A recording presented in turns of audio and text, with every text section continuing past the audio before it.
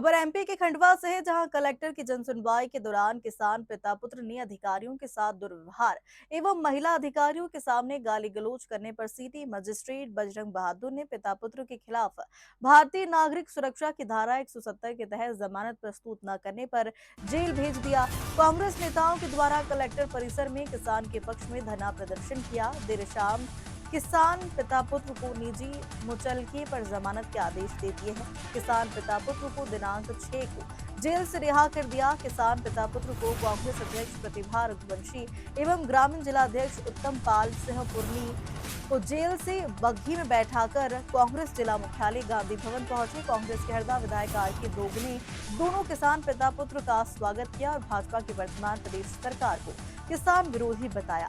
आगामी दिनांक 7 को कांग्रेस ने मुंबई आगरा हाईवे को जाम करने की बात भी कही।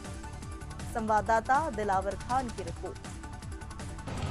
आज जन सुनवाई के दौरान कलेक्टर कार्यालय में जहां सभी विभागों के अधिकारी बैठे थे, तो ग्राम बरूड़ के दो व्यक्ति राम नारायण पिता मौजीलाल और श्याम कुमरावत पिता राम नारायण, ये दोनों वहाँ पर आकर बहुत ज़्यादा इनने शोर शराबा हंगामा किया, बिल्कुल अधिकारियों से मारपीट करने पर उतारू हो गए थे।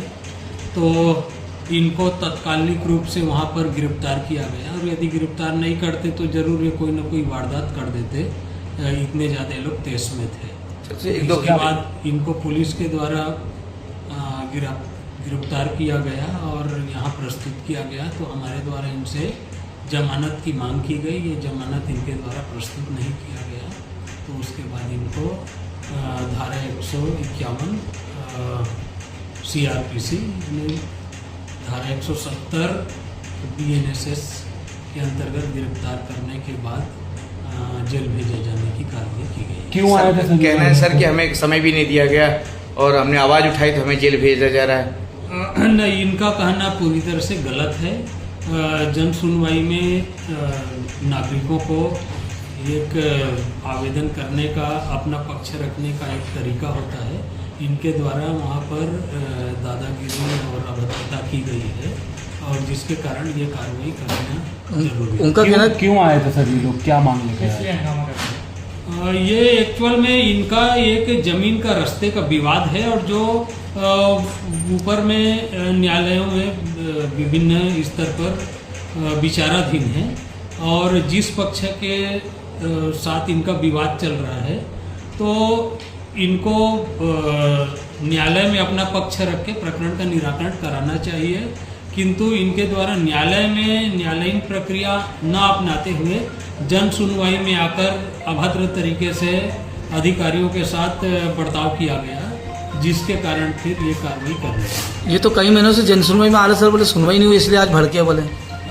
नहीं, ऐसा कहना पूरी तरह से गलत है। इनकी पहले भी सुनवाई होती रही है, लेकिन चूंकि मामला न्यायालय का है और न्यायालयीन मामलों को जन सुनवाई में निराकरण नहीं किया जा सकता है, यही बात इनको समझाने का प्रयास भी किया गया था, किंतु ये तेज में आकर जो है सीधा अधिकारियों के साथ बदतमीजी करने लगे थे। उनका कहना था कि हाईकोर्ट से भी एक आदेश लाए थे कि इसमें संशोधन करने के।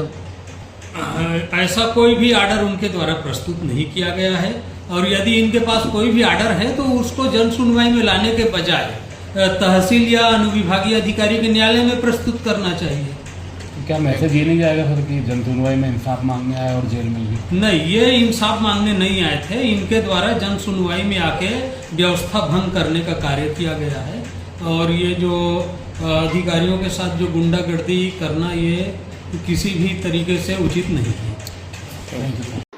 देखिए, ये प्रदर्शन का तो आपको मैंने बताया है कि भाजपा का डाका, किसान के घर में फाका, मध्य प्रदेश का सरल किसान नहीं सहेगा ये अपमान, और उसकी इसी भावना के साथ में किसानों की मांगों को लेकर जो तुलाई नहीं हो रही है, पैसा नहीं मिल रहा है, समय पे पैसा नहीं दे रही सरकार, और ये इस तरह की मांगों को 7-8 मांगों को लेकर हम हमारे खलघाट पर आंदोलन करेंगे।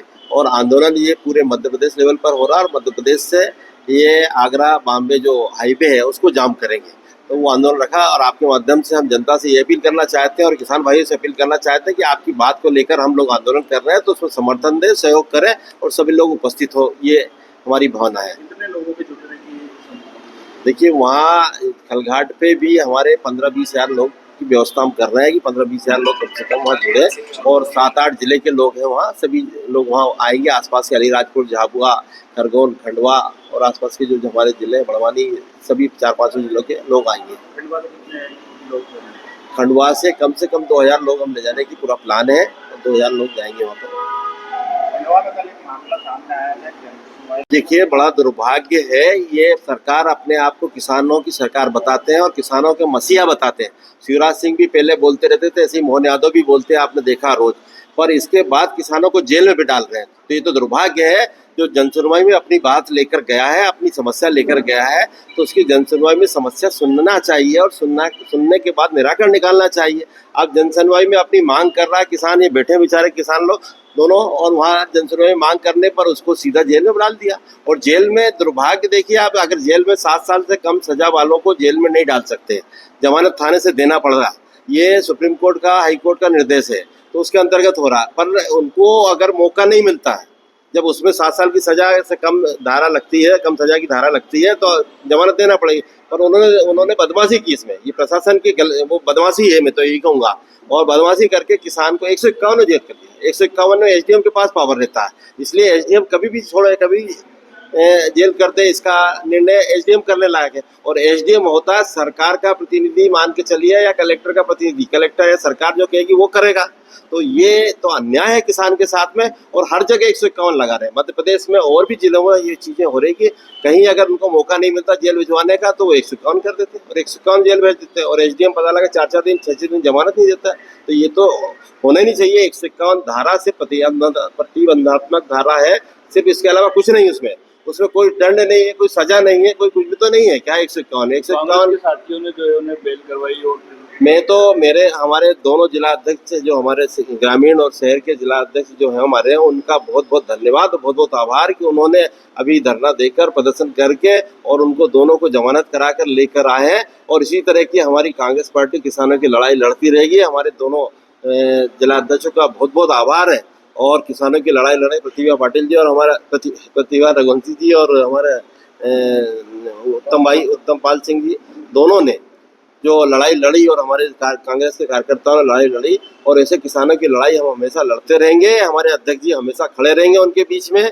कभी ये स्थिति नहीं आएगी, और किसानों को डरने की जरूरत नहीं है। किसानों के साथ कोई समस्या आती है तो निश्चित गांधी भवन आए, हमारे अध्यक्ष जी को बताएं, तो निश्चित ये लड़ाई लड़ेंगे और उनकी लड़ाई पूरी लड़ेंगे और उनका जो हक है वो दिलाएंगे।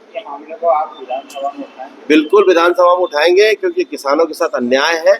और किसान, हमारा मध्य प्रदेश कृषि प्रधान प्रदेश भी है और देश भी कृषि प्रधान है।